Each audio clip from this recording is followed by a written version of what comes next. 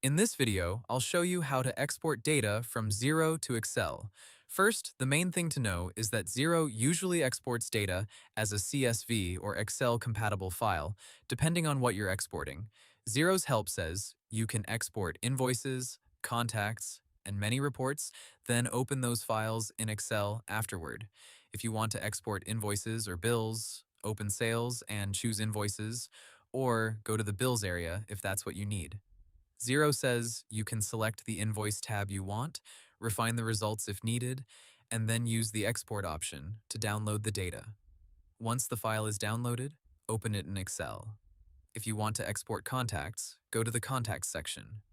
Xero says you can export all contacts or a contact group to a CSV file, which you can then open in Excel for editing or review.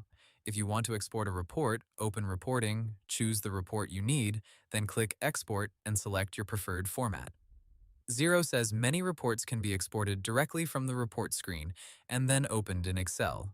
So the simple process is open the part of Xero you want, click Export, download the file, and then open it in Excel. Hope the tutorial was helpful. Subscribe to my channel and see you in the next video.